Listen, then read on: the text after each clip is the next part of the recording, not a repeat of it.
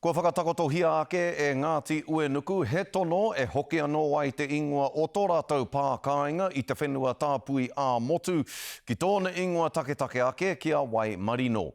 Hei tā rātou, mā te hoki ki taua ingoa, ka mārama te katoa ki te hītori o taua wāhi, ka pai ake hoki tā rātou kōkiri i ngā kaupapa tiaki taiao, i roto i tō rātou hapori paku i te puku o te ika a Māui.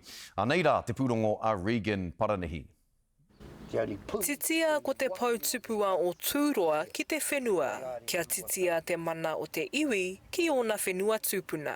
It's a concept that came about by our kaumātua that worked on it and our kids to come together to be visible on our lands. It also represents our tribe as a tribe that tangata whenua.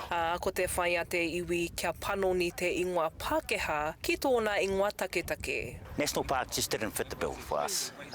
What did fit is reverting back to the original name. Ko tā Aidan Gilbert, i mate atu te ingoa o Waimarino kia ara anō he ingoa ke atu. There was some Pākehā at that time that were in charge of borough councils that slowly but gradually introduced the name National Park, which is a runoff of back in the days when the Crown secured the mountain. Tū ana tēnei taone ki te whenua o Waimarino i ona tau whārau 58 mano, 500 eka te nui o te whenua, mai tau maru nui ki rangataua. The name has always been what it is. Our people have always been here. It doesn't give a description of the landscape around here. It also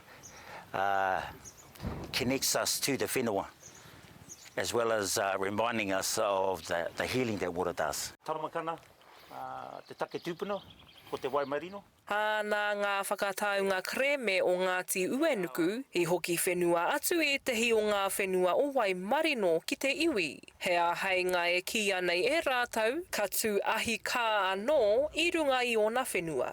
Our aspirations up here is to look at this as a